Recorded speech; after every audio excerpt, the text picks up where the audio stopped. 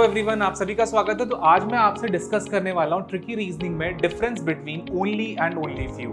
अब ये क्या होता है, क्या डिफरेंसेस है, इन सारी चीजों पे आज की क्लास में डिस्कशन होने जा रहा है। तो जल्दी से स्टार्ट करते हैं आज का सेशन। सबसे पहले ये चीज नोटिस करिए, ये चैप्टर है सिलोगिज्म, जिसको हम लोग हिंदी में बोलते हैं न्याय निगमन। आपके सामने एक स्टेटमेंट मेंशन है ओनली ए आर बी और उसके बाद 8 कंक्लूजन गिवन है। सबसे पहले हमें ये जानना है कि ओनली ए आर बी का मीनिंग क्या होता है, क्योंकि जब तक हमें इसका मीनिंग नहीं पता होगा हम इन 8 कंक्लूजन पे कोई काम नहीं कर पाएंगे। ये चीज ध्यान रखिएगा।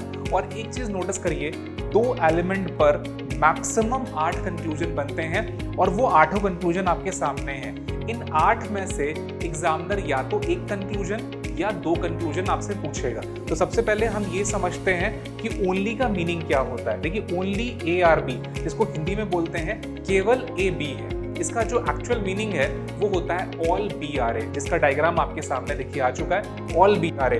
अब इस चीज को नोटिस करिएगा, जब जब आपके सामने ओनली लगा होगा तो उसमें क्या करना है, रिवर्स साइड से ऑल होल्ड करना है। दैट मींस कि बाद वाला पहले वाले के लिए ऑल होल्ड करेगा। तो यहां पर क्वेश्चन कहना चाहता है ऑल बी आर ए, और उसका डायग्राम मैंने ड्रॉ कर लिया। देखिए, आपके सामने ऑल बी आर ए के बेसिस पर ये वाला कंक्लूजन सही है, ये वाला कंक्लूजन सही है और ये वाला कंक्लूजन सही है, और थर्ड वाला कंक्लूजन आपका कांट से में जा रहा है। क्यों ऐसा हो रहा है, आप ध्यान से देखेंगे तो ये देखिए यहाँ पे लिखा है ऑल बी आर ए, जो कि आपके सामने डायग्राम बना हुआ है वो सही हो रहा है। Some A are B, I hope ये क्लियर हो रहा है कि कुछ ए बी है, बिल्कुल है, कुछ बी ए है, ये भी बिल्कुल सही है। और ऑल ए आर बी ये कहा जा रहा है कांट से में जा रहा है, और ये चारों पॉजिटिव कंक्लूजन है। इन 4 में से 3 सही है, तो नेचुरल सी बात है नेगेटिव कंक्लूजन में 3 गलत भी होंगे। और वो कौन से 3 होंगे, उनका मैं आपके सामने रिजल्ट बना के दिखा रहा हूं। देखिए, 7वां कंक्लूजन गलत है और 8वां कंक्लूजन गलत है, बिहाफ ऑफ फर्स्ट और सेकंड। अब देखिए, थर्ड अगर कांट से है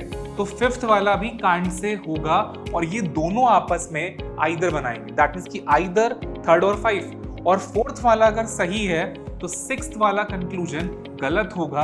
तो इस शॉर्टकट की हेल्प से आपने 8 कंक्लूजन को सॉल्व कर लिया। इसमें 3 सही हैं, 3 गलत हैं और 2 कंक्लूजन कांट से हैं, और जो दोनों कांट से हैं वो दोनों आपस में आइदर और का रिलेशन होल्ड कर रहे हैं। आई होप ये चीज समझ में आ गई है कि ओनली ए आर बी का मीनिंग क्या होता है, जिसमें आपके सामने 3 सही हैं, 3 गलत हैं, और 2 कंक्लूजन जो कांट से हैं उनको हम लोगों ने आइदर और दिया। लेकिन इस चीज को याद कैसे करें, उसमें आपके लिए एक शॉर्टकट आ चुका है, बहुत ध्यान देखिएगा।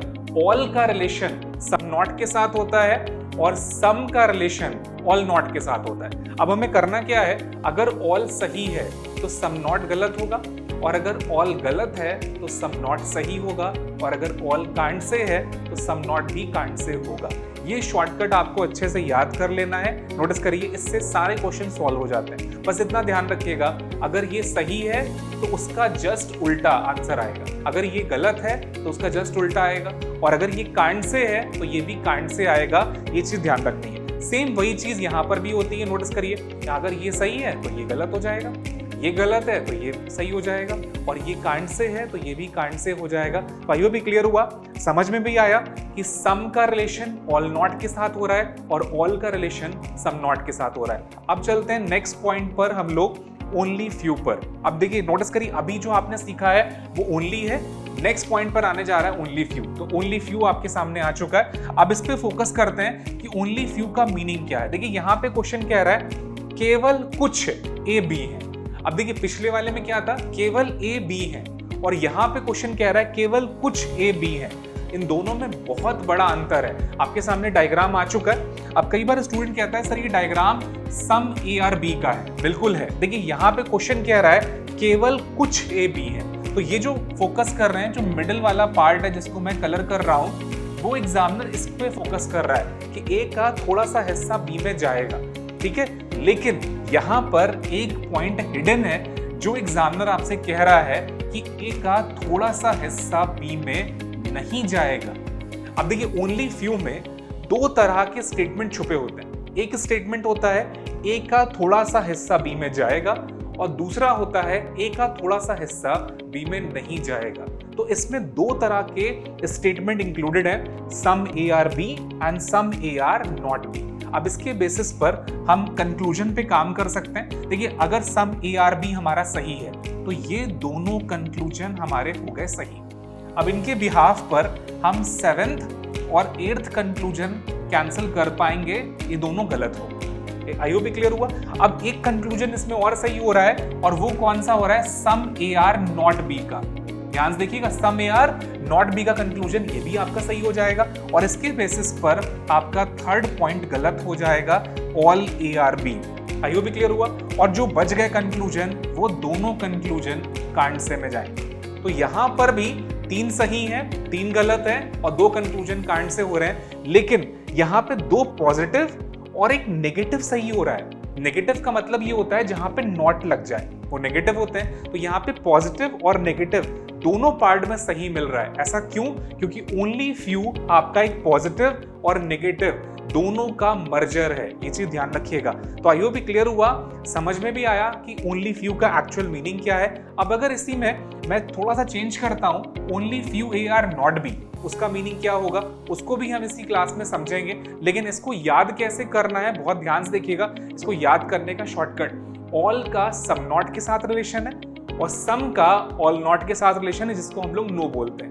अगर इस पॉइंट को आपने याद कर लिया तो आप इन 8 कंक्लूजन को सॉल्व कर पाएंगे। क्योंकि नोटिस करिए, पहला अगर सही है तो 7वां गलत हो रहा है। ऐसा क्यों हो रहा है? क्योंकि पहला सम है और 7वां ऑल नॉट है। और इसी के बेसिस पर अगर आप ध्यान से देखो तो तीसरा वाला ऑल है और 5वां वाला सम नॉट है। तो तीसरा ऑल है, 5वां सम नॉट है। तो ऑल का रिलेशन सम नॉट के साथ होता है और सम का रिलेशन ऑल नॉट के साथ होता है। इस चीज को अगर आपने अच्छे से रिमेंबर कर लिया तो हर क्वेश्चन में आपको बेनिफिट होगा।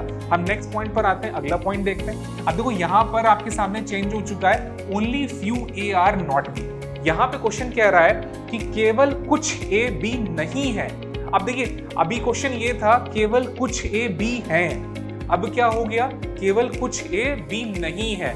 इसका डायग्राम आपके सामने है और इस पॉइंट में और प्रीवियस पॉइंट में कोई डिफरेंस नहीं है। नोटिस करिए, वहां पर फोकस करा जा रहा था इस हिस्से को कि ए का थोड़ा सा हिस्सा बी में जाएगा और ओनली का जो वर्ड था वो इसको एम्फसाइज कर रहा था। लेकिन यहां पर only few A are not B में हम इस ब्लैक वाले हिस्से को फोकस कर रहे हैं। आप सामने है, हम इस ब्लैक वाले हिस्से को फोकस कर रहे हैं कि ए का ये हिस्सा बी में नहीं जाएगा। आई होप क्लियर हुआ। लेकिन ए का एक हिस्सा अगर बी में नहीं जाएगा, दैट मीन्स कि जो थोड़ा सा हिस्सा है वो जा भी रहा है। तो यहां पर भी 2 स्टेटमेंट निकल कर आ रहे हैं, some A are not B and some A are B.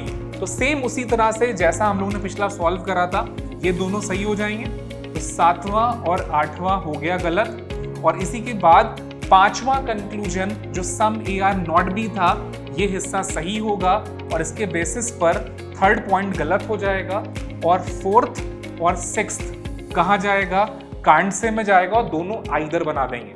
4th and 6th आपका कांड से है और दोनों आइदर हो जाएंगे। तो इसका कंप्लीट आंसर बनेगा 1, 2 and 5 are right, 4 and 6 are either. I hope clear हुआ, समझ में भी आया। इसको और कैसे आसान कर सकते हैं, आई होप ये चीज ध्यान रखिएगा। आपके सामने है चार्ट कि ऑल का सम नॉट के साथ रिलेशन है और सम का ऑल नॉट के साथ रिलेशन है। अगर ये चीज आपने याद कर ली तो क्वेश्चन आपके लिए आसान हो जाता है। तो इन दोनों पार्ट में क्या डिफरेंस था आज की क्लास में हम लोगों ने डिस्कस करा है। तो आज की क्लास में हम लोगों ने ओनली और ओनली फ्यू पर डिफरेंस सॉल्व कर लिया है। ऐसे ही इंटरेस्टिंग वीडियो को देखने के लिए हमारे चैनल OL Expert को अभी सब्सक्राइब करिए। Thank you to all.